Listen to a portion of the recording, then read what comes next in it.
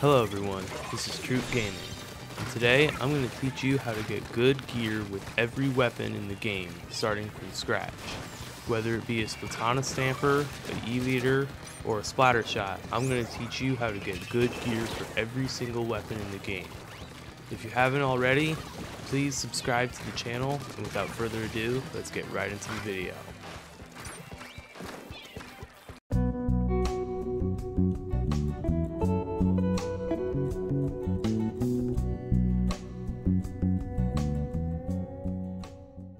To show off my method for making optimal gear for every weapon, I'm going to use a weapon that I really don't have gear for yet, the Dynamo Roller.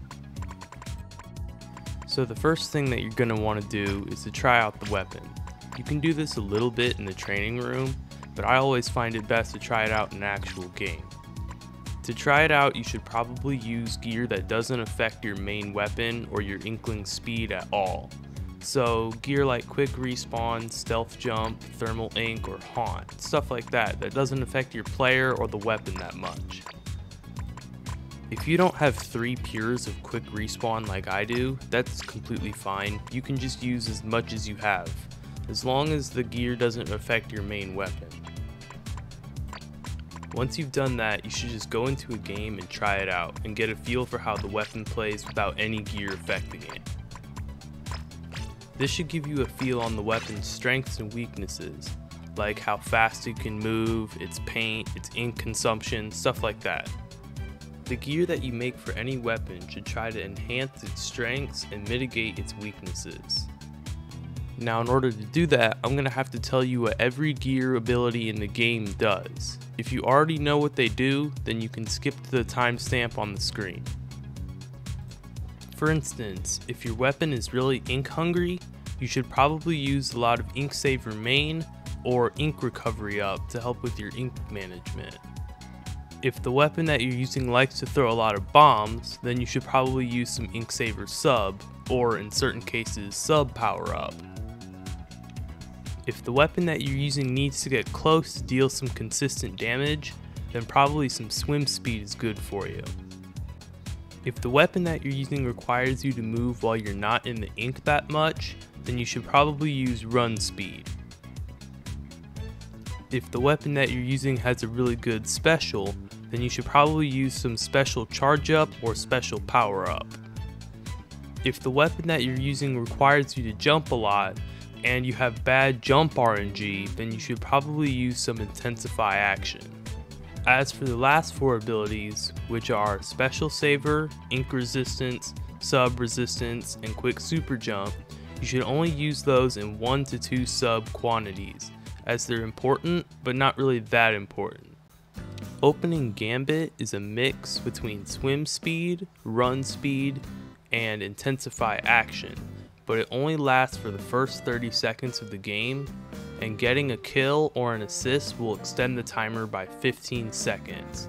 Opening Gambit should really only be used on weapons that can get a lot of assists or kills, and if you lose the opening Gambit, it doesn't really affect you too much.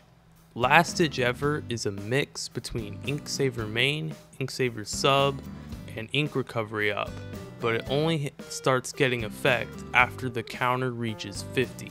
So you should use it on weapons that are kind of ink hungry or want to throw a lot of bombs, but don't mind not having it for the first part of the game. Tenacity makes it so that your special gauge will start filling when your team is at a numbers disadvantage. This should really only be used if you already have a ton of special charge up and you have a really good special. Comeback gives you a little bit of Ink Saver main, Ink Saver sub, Ink Recovery up, Run Speed up, Swim Speed up, and Special Charge up for 20 seconds after you respawn. So weapons that die a lot and would benefit from this would want to run this. Ninja Squid makes it so that the ripples don't show up in the ink when you're swimming at max speed, but it makes your Inkling swim slower. So you'll want to use a lot of swim speed for this, and you should only use it if you're trying to get really close with your weapon and don't want to get spotted. Haunt makes it so that if a player kills you, then your entire team will be able to see them until they die.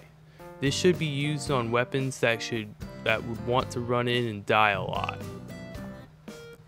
Thermal ink makes it so that if you hit someone with shots from your main weapon, you'll be able to see them through walls for 8 seconds.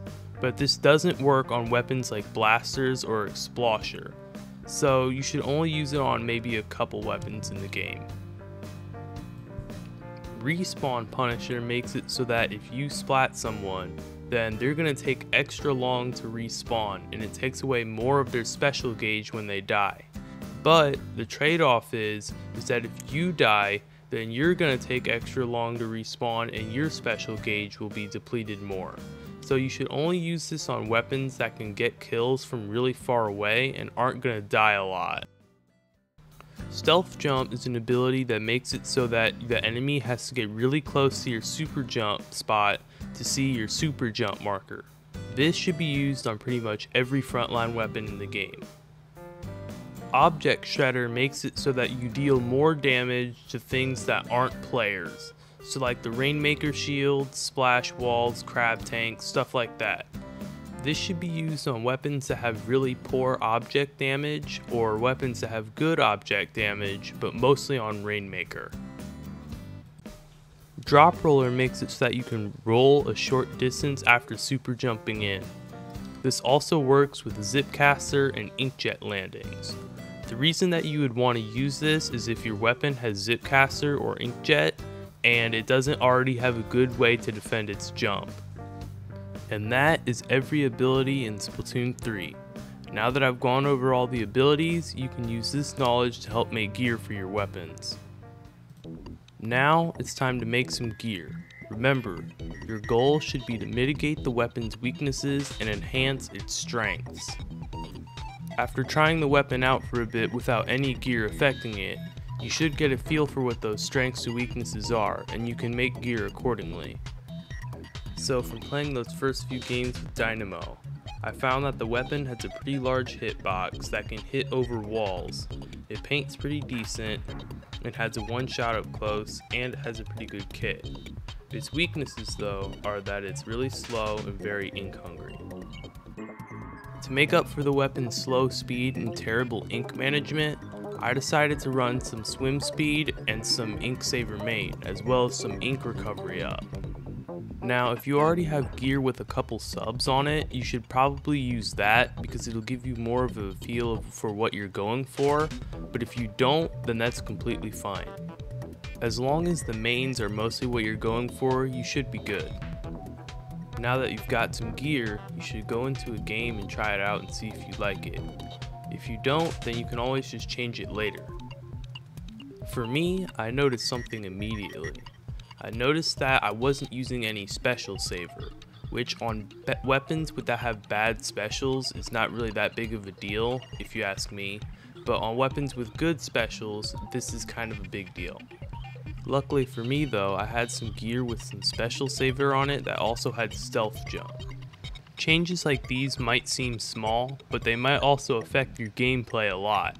So if you have the chunks or gear for it, you might want to make changes like these. So at this point with my gear, I didn't really know what to do. I knew that I could make the gear better, but I didn't know exactly what to do to make it better. Then I remembered something. I remember that there was this website that I found out about a while ago called sendu.inc.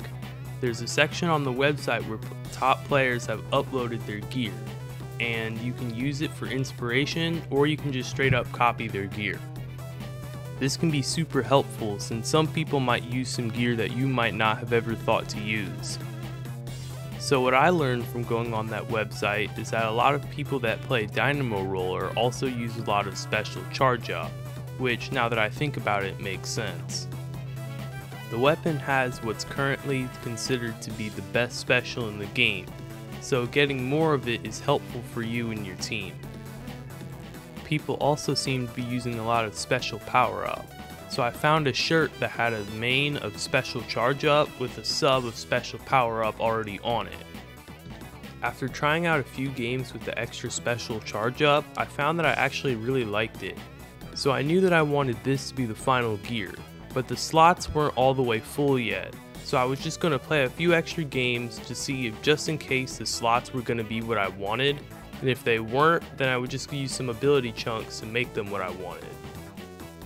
So what I was going for was an extra sub of special power up or maybe an extra sub of swim speed, but since neither of those happened, I just had to end up putting chunks on it instead. If you don't have a lot of chunks, then you can try re-rolling your gear with Super Sea Snails, or to get more you can play Salmon Run. And with that, my Dynamo Roller gear is finished. Thanks for watching everyone. If you found this video helpful, please give the video a like. If you haven't already, please subscribe to the channel, and put down in the comment section what you think of this guide. This is Troop Gaming, signing off.